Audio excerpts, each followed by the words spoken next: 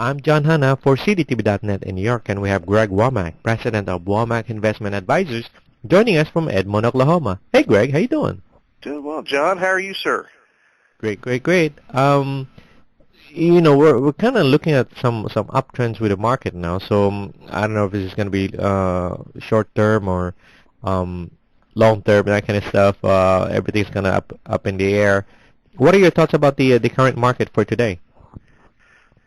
Well, right now the markets are trading at about 12:30 Eastern time on March the 21st.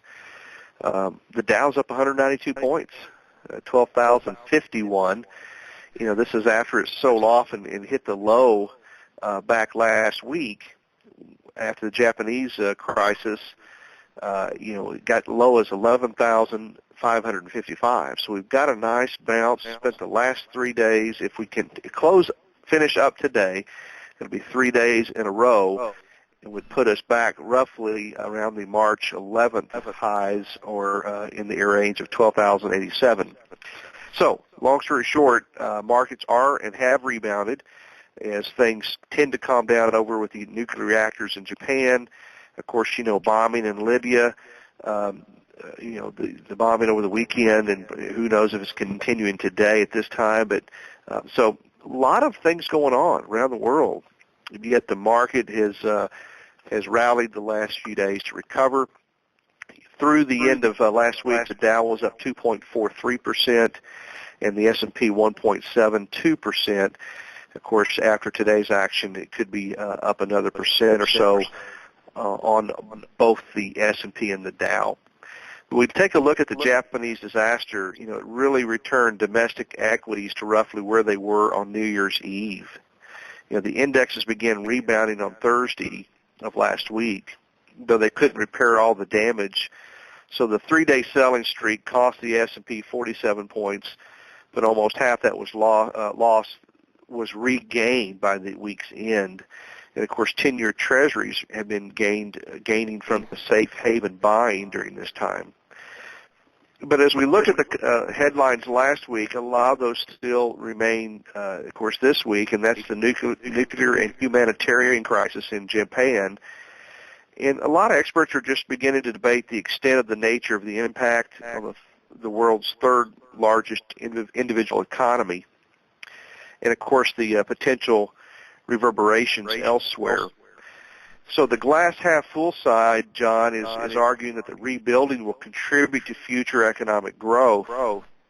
However, less optimistic analysts feared that at least in the short term, the loss of Japanese tourism, commodity purchases, employment opportunities, and investment dollars, not to mention the long-term environmental impact of the nuclear reactors, this could actually impede the global economic recovery.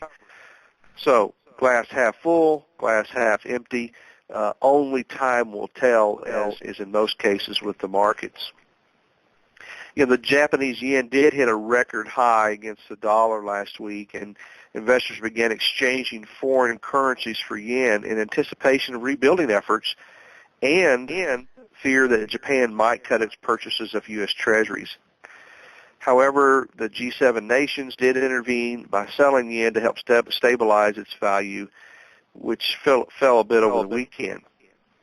But the big news over here in the U.S., John, was consumer price index rose 0.5% in February, mainly because of higher food and energy costs, up more than 19% a year ago. It was gasoline. Gasoline alone, 19% from a year ago. Then you have wholesale prices, which were up 1.6% in February for a 5.6% increase since the same time last year. So as with the consumer price index, higher food and energy costs were the culprit. But if you don't eat or have to, drive a car or heat your home, core prices were up only 0.2%, though it was the third straight monthly increase. So if you don't eat or need energy, your core prices are up only 1.8% from last year. Now, the Federal Reserve did note that the increase in inflationary pressures, they noted it, but said it expects recent price increases in energy and commodities to be temporary. though it sees economic recovery on a sounder footing, it said weakness in housing and overall construction should keep inflation in check for the time.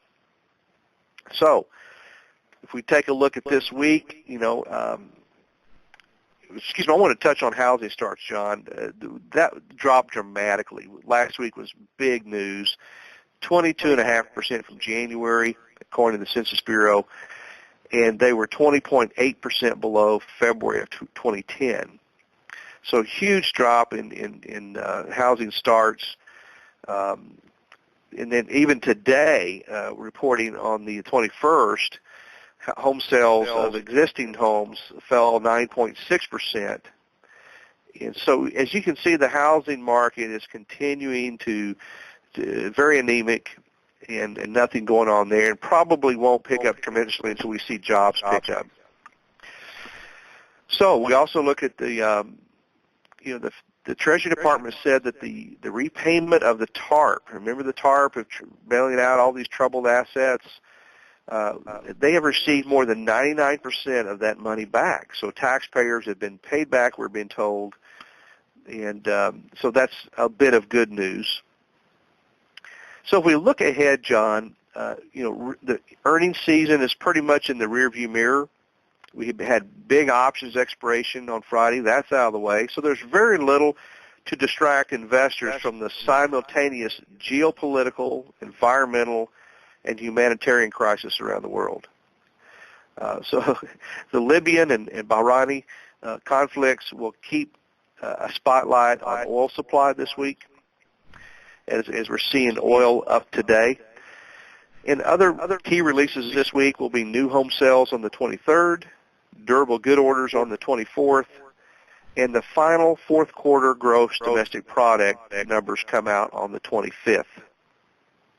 That's Greg Womack, president of Womack Investment Advisors, joining us from Edmond, Oklahoma, and I'm John Hanna for CDTV.net in New York.